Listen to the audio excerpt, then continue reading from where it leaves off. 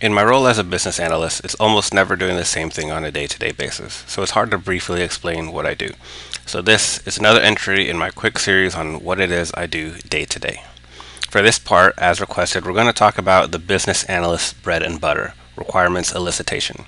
It's really difficult to imagine what it's like without the context of a real business problem, and every company has its own challenges and constraints. But after thinking about it, I have finally decided on an appropriate analogy that I think most adults could empathize with, which is planning a trip. Then I'll talk about a real life scenario. Planning a trip or vacation with several people can be very challenging, and the kinds of challenges are very analogous to implementing a new functionality, system, or process in an organization. So, for this analogy, let's call every person going on the trip a stakeholder, and their feelings or needs reflect their business needs or processes. And let's say everyone's unique situation is their system. So, in order to come up with a solution that will eventually result in a successful trip, you need to take into consideration everyone's business needs, capabilities, and technical constraints.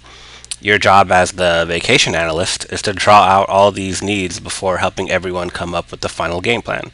Now, this is a good place to talk about experience. Just like an experienced business analyst, as you can imagine, every time you plan a vacation, you get a little better at how to plan a vacation. If you consistently plan vacations for the same group, like working at the same company over time, you'll get really good at not missing the same failure points that might have happened on previous trips. And if you plan vacations with different groups of people all the time, you get really good at working with the varying personality types to come up with a workable solution. In business, leadership might give some direction or expectation, which typically comes with a project charter or a business objective, which is why you're even working on anything to begin with. For a group trip, it might come from a collective decision to have like a beach trip together, or it might come from the person being celebrated, like if it's a trip for someone's birthday or if it's a bachelor or bachelorette party. Then there are constraints. Constraints on a trip can be pretty straightforward. The biggest for working adults is typically schedules, picking a window that everyone is available. The problem for you, the vacation analyst, is that it's very difficult to get everyone's constraints laid out in one easy conversation. It's going to take time, and it's going to take many conversations. You'll uncover many new constraints as you ask questions, propose solutions, modify the solutions, and so forth. When it is all said and done, the vacation analyst proposes a solution that works best for everyone. If you did a good job, then everyone will have the vacation they expected. That doesn't always mean that everyone gets exactly what they wanted. There will be give and takes. Like, for example, somebody might have had to give up on the idea of staying at a 5-star hotel and instead staying at a 4-star hotel so that everyone can afford it. So if you can imagine the types of questions, the types of meetings over dinner or lunch or whatever you might have, that is what it's like to elicit requirements. Now, for my real world example, I work at a large corporation that historically only sold to other large corporations, business to business, or B2B. Everything is handled through salespeople, $1 million contracts, red carpet treatment, and the likes.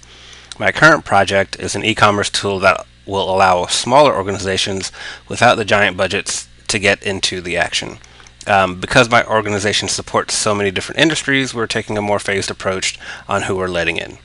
The requirements elicitation process for me and my team is primarily about how things change for when a customer is placing an order for themselves in the future versus having an expert guide them through all the things they need to know to make a decision, and having that expert be the one to actually place that order and put in all the required data. For me, the requirements solicitation process started with the business owner of the e-commerce tool. At a high level, he wanted an easy-to-use tool that meets all the industry best practices. His primary concern, based on his role, is making sure that our customers have the best impression of us so they continue to do business with us. Easy. Next is product development, the people who create what we sell. We have to get them to organize our product lineup so that non-experts can easily make smart purchases, still be cost effective, and still give customers all the right options. The current model will not be easy for our customers and will thus not meet the needs of our e-commerce business owner. So for them is, how do we break down and repackage what we sell into something more digestible to meet the e-commerce tool's needs? Next is the order management and fulfillment groups. They are separate groups, but I'm going to talk about them together because they're kind of a single unit. They are responsible for managing orders, configuring all the bits and pieces and software on our products, and getting them to the right place at the right time.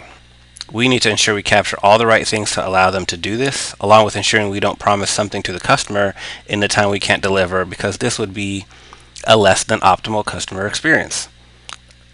So what product development eventually comes up with will need to not only work better for the customer in purchasing it, but still also have all the right information so that order management and fulfillment can fulfill it properly. Finally, the finance team wants to be involved to ensure we create a model to make it easier to collect money. Big corporations work with purchase orders and big accounts that get invoiced after we deliver. The smaller guys work with smaller budgets, but will still be purchasing equipment worth several tens of thousands of dollars. And as a company, we can't just let our products go out without the security of knowing we'll earn our revenue. In addition, paying a collections team to constantly chase people down individually would be cost prohibitive for us when we're talking about thousands instead of $1 million contracts. With all that, one of the very real challenges, amongst many other things my team is facing right now, is that historically we invoice customers after manufacturing shipped out the product and after accounting determined the tax, meaning we knew exactly how much it cost us, so we knew exactly how much to put on the invoice, kind of like when you get your power bill. Now we have to figure out how we can charge up front before we've shipped it and before accounting has calculated tax. This means coming up with algorithms based on product weight, dimensions, to determine freight costs, which will require collaboration from both product management as well as manufacturing and finance to make sure we aren't losing money. It'll also mean being able to integrate with software that can calculate tax and provide the necessary information for it real time when the customer is placing the order. The other important factor is time. How much time do we have to get this done? A faster date might mean a less robust solution, meaning someone from that team might have to manually check this, or we'll have to hire a new person to do that. And would that still meet our business objective of collecting more revenue if we're paying for more resources? I hope that kind of gave you a sense of what requirements elicitation really entails. It's not just writing down what everyone wants and having the team develop it. It's having the many conversations that will eventually dig down into a solution that everyone can work with that delivers on the main objective. And as you can imagine, the interpersonal skills that you need to have all these conversations, deal with difficult people who might not want to collaborate. And this is why it's so important to take the time to learn those business analysis skills and competencies to make the process just more efficient for yourself and everybody involved.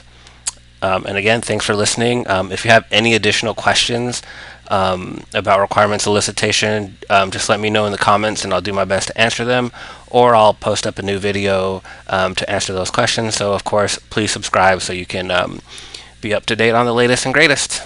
Thank you.